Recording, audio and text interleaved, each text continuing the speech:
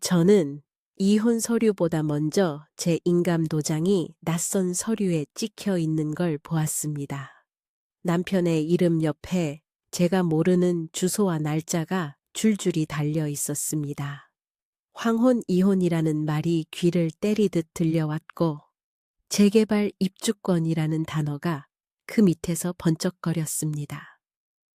그 순간 저는 남편이 신분 위조까지 서슴지 않았다는 사실을 아직 모르고 있었습니다. 저는 올해 62입니다. 제 인생의 대부분은 한 남자, 영수와 함께 했습니다. 30을 갓 넘기던 해에 결혼해서 쌀가게의 먼지와 공장의 기름 냄새를 번갈아 가며 맡았습니다. 남편은 몇 번의 사업 실패와 재취업을 반복했고, 저는 아이 둘과 시어머니 순자를 부양하며 하루하루를 쥐어짰습니다. 동네는 오래된 다세대들이 어깨를 기댄 채 비탈에 엎드려 있었고, 벽에는 오래된 도배지 위에 다시 발라놓은 도배지가 겹겹이 쌓여 있었습니다. 그런 동네에 재개발이 결정됐고, 사람들은 재개발 입주권과 보상금 이야기를 하면서 끓는 주전자처럼 매일같이 웅성거렸습니다. 저는 표정으로 속내를 감추는 데 서툴지만 손으로 비상금을 감추는 데는 아주 능숙했습니다. 제 어머니가 생전에 귀띔해준 노하우였습니다. 모르는 척, 없는 척, 잊은 척 하면서도 제 노후를 위해 모아둔 작은 통장이 하나둘 늘어갔습니다. 저는 제 안쪽 서랍에 노후자금 비밀을 숨겼습니다. 밥값 거스름돈을 모아둔 봉투, 도배 아르바이트로 받은 현금, 학교 급식소에서 챙긴 야근 수당의 절반이 그렇게 모였고, 저는 언젠가 아파트 엘리베이터 버튼 하나만 눌러도 되는 삶을 꿈꿨습니다. 남편은 재개발 소식이 알려지자마자 누가 시키지도 않았는데 동의서를 모으러 다녔습니다. 저는 남편의 그런 추진력을 처음엔 고맙게 여겼습니다. 서류를 읽기 어렵다는 이웃들에게 안내하고 주민설명회에 참석해 뭘 챙겨야 하는지 적어왔습니다. 그런데 이상한 점이 눈에 들어오기 시작했습니다. 주민설명회 자료를 챙겨오던 남편의 가방에는 늘 도장집 영수증이 있고 복사물에서 어쩐지 저의 서명이 저도 몰랐던 선명도로 박혀 있었습니다. 갈등은 사소한 데서 불붙었습니다. 아들 민재는 결혼을 앞두고 있었고 딸 수지는 지방으로 발령이 나 있었습니다. 남편은 자꾸만 아이들을 불러 모아 무언가를 상의하곤 했습니다.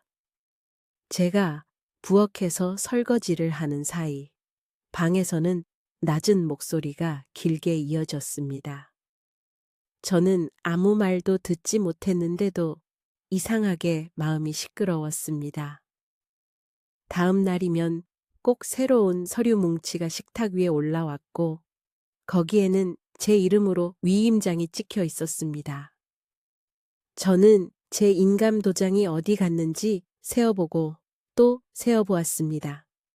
시어머니 순자는 그 무렵 건강이 좋지 않았습니다. 무릎이 부어 올라 한밤중에도 앉았다 누웠다를 반복했고 저는 다리를 주무르며 달랬습니다. 남편은 어머니 곁에 잠시 앉아 있다가도 곧 전화가 왔다며 나갔습니다. 아이들은 저에게 부모 봉양은 당연하다고 했습니다. 효도 강요라는 단어가 머릿속에 떠올랐지만 누구에게도 꺼내지 못했습니다. 제가 입을 여는 순간 서운함이 섞인 모래바람이 온 집안을 뒤덮을 것 같았기 때문입니다. 그때부터 작은 이상 신호들이 잇따랐습니다.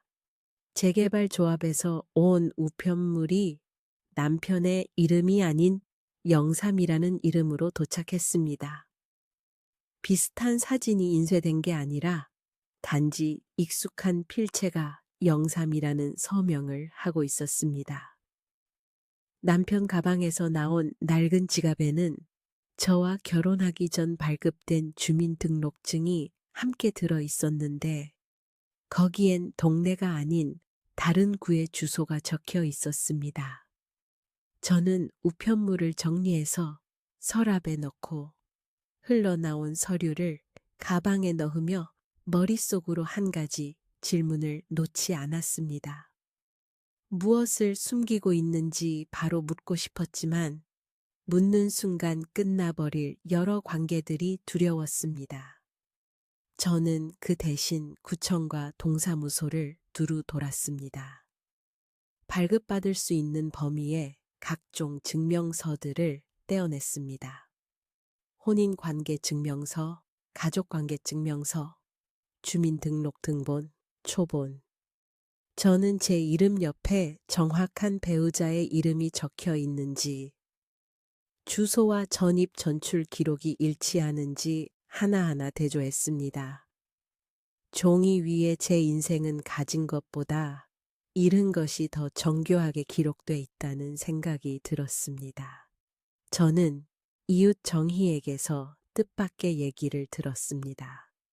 저희 건물 위층 할머니가 조합 사무실에서 누군가가 한 집에서 2개의 서류를 냈다고 수군댔다고 했습니다. 같은 동, 같은 호수, 다른 이름. 저는 웃으며 대수롭지 않게 넘기는 척했지만 속으로는 망치로 머리를 맞은 듯 했습니다. 같은 동, 같은 호수, 다른 이름이라면 그것은 이 집에서만 가능한 일이었습니다. 저는 그날 밤 서랍 깊숙한 곳에 숨겨둔 제 노후자금 비밀 봉투를 꺼내서 지폐를 세었습니다. 한 장 한 장 세다가 중간에 멈추었습니다. 제가 지켜온 건 돈이 아니라 제 마음의 안전망이었음을 깨달으며 심장이 조여들었습니다. 저는 남편의 서랍에서 오래된 수첩을 발견했습니다.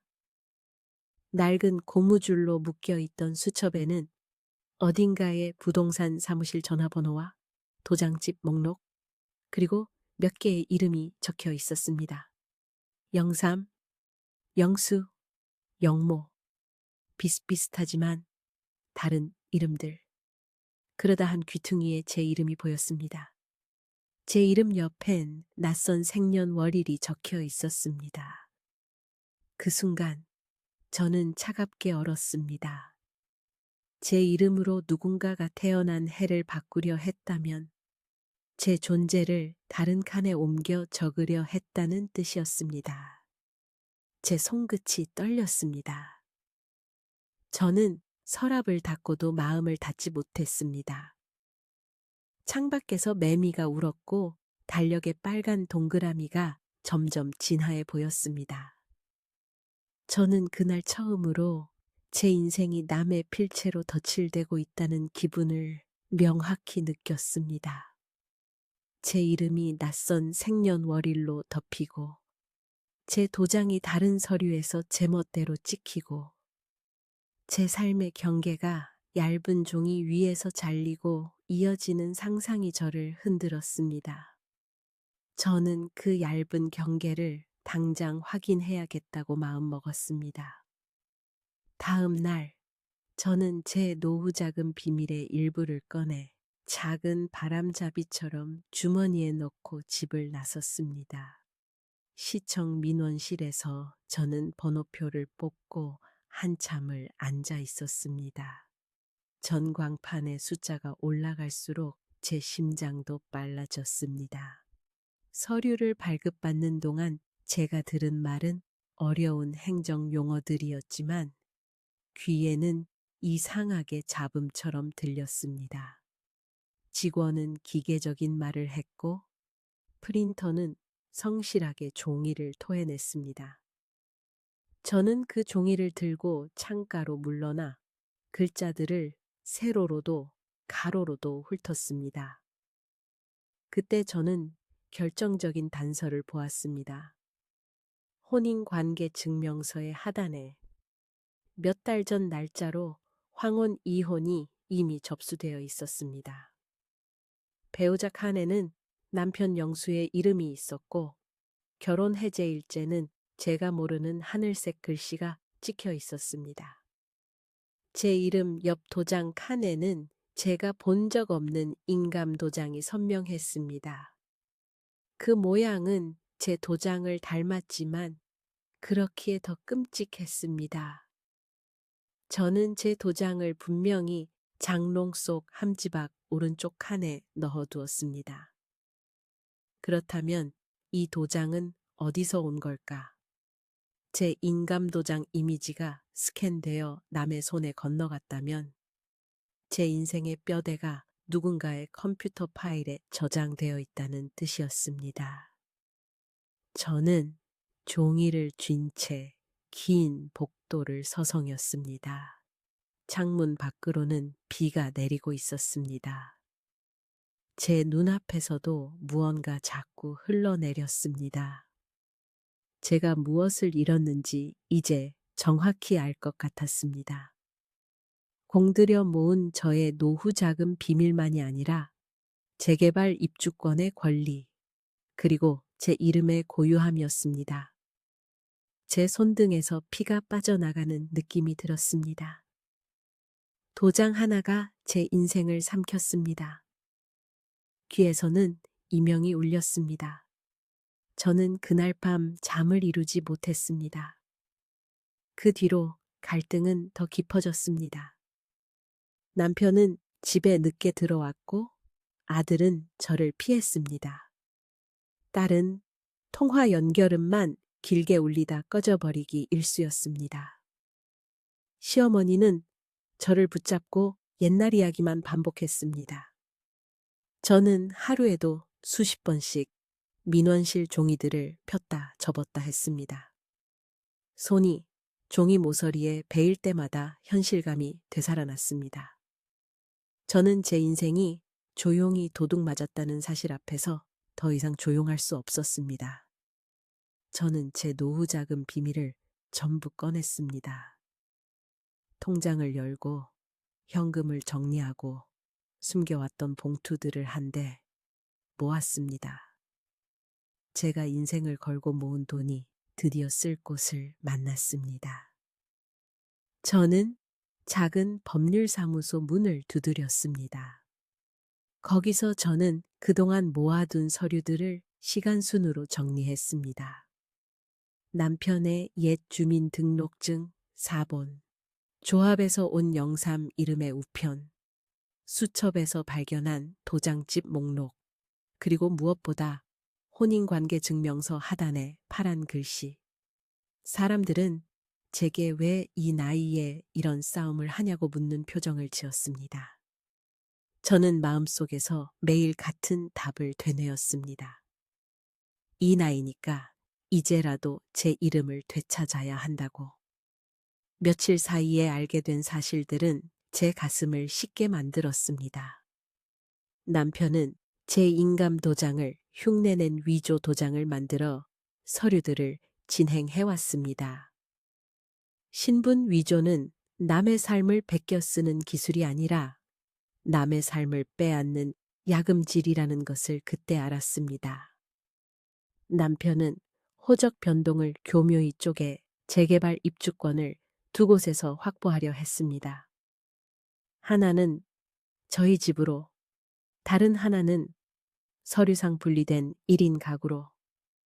그는 제가 모아둔 현금을 새로운 통장의 장호 증명으로 돌리기 위해 제 이름과 유사한 이름을 만든 종이 세상에서 저를 흔적만 남긴 사람으로 만들었습니다.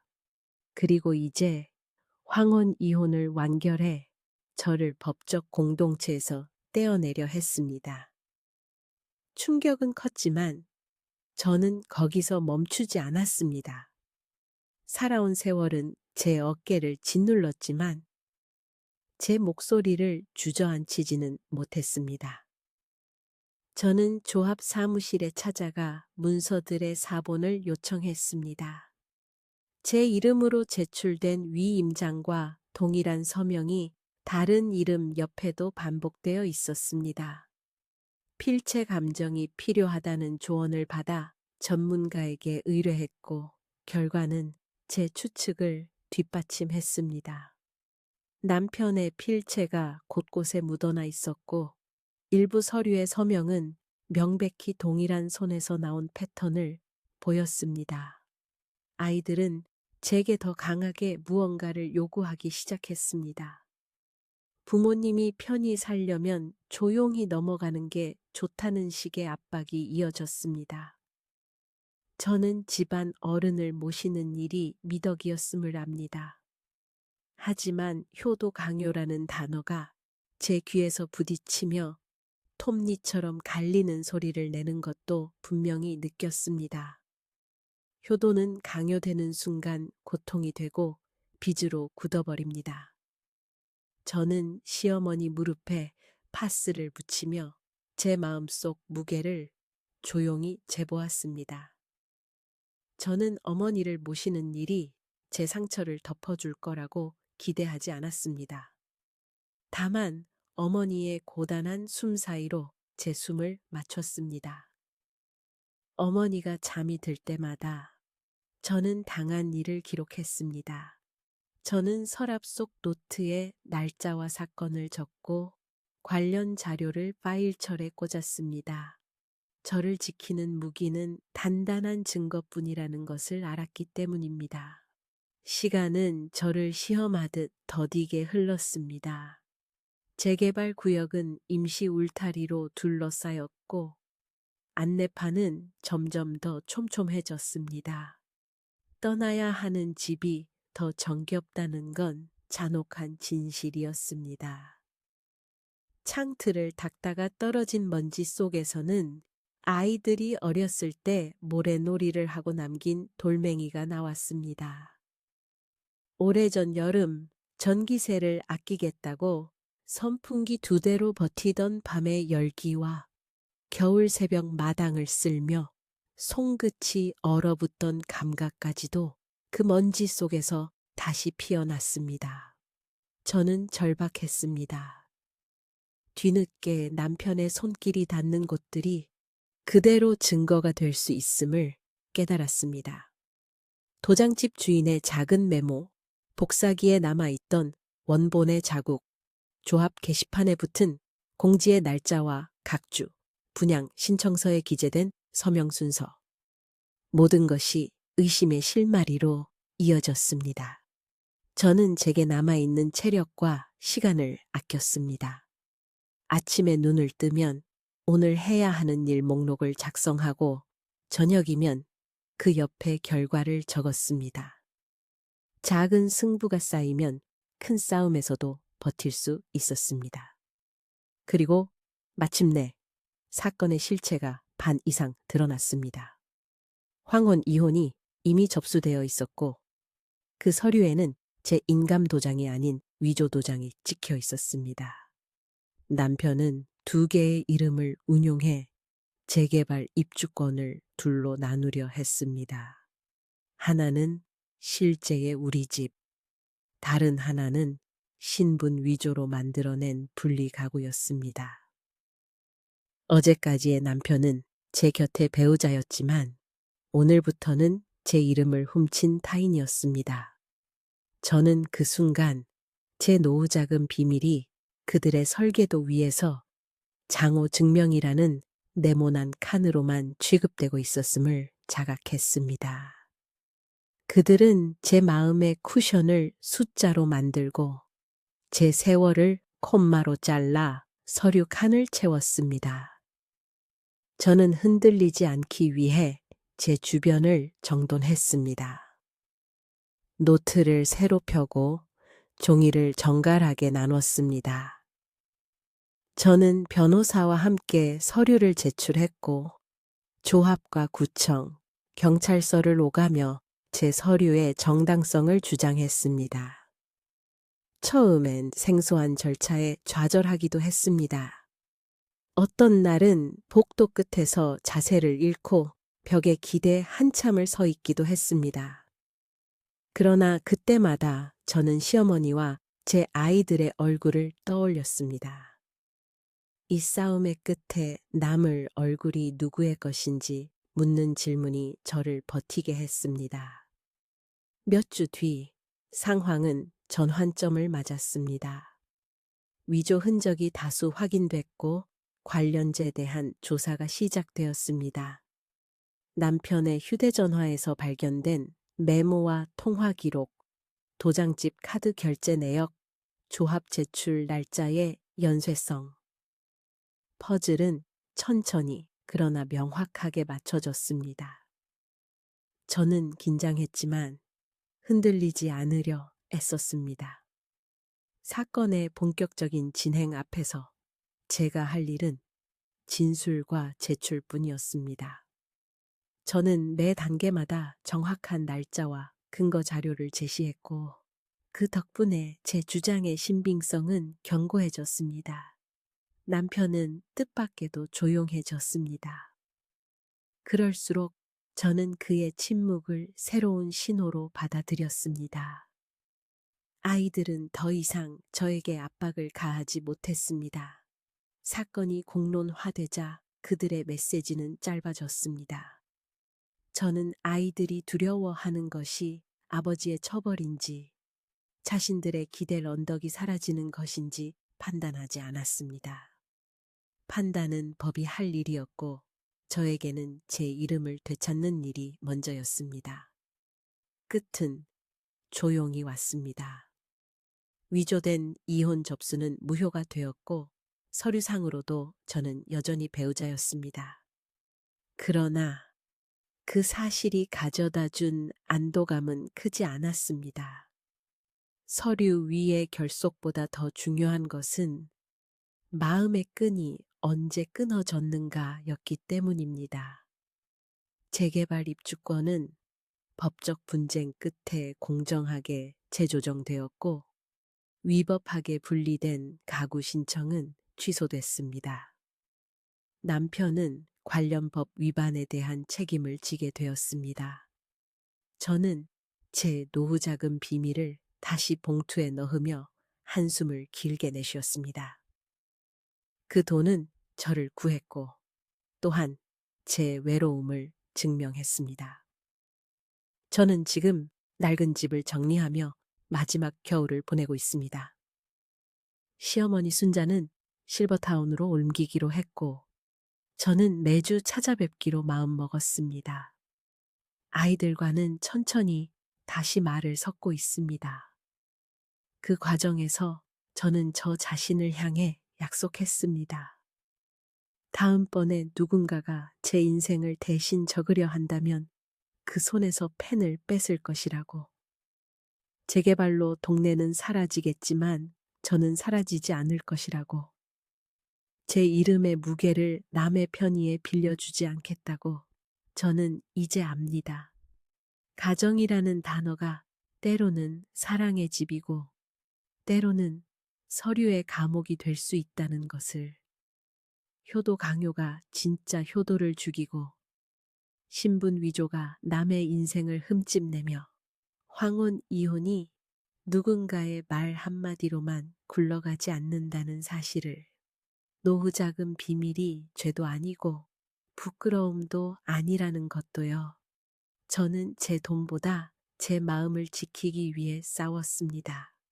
언젠가 이 이야기를 듣는 분들이 있다면 사랑과 종이 사이에서 무엇을 먼저 붙잡을지 생각해 보셨으면 합니다. 여러분이라면 제 입장에 서서 어떤 선택을 하시겠습니까?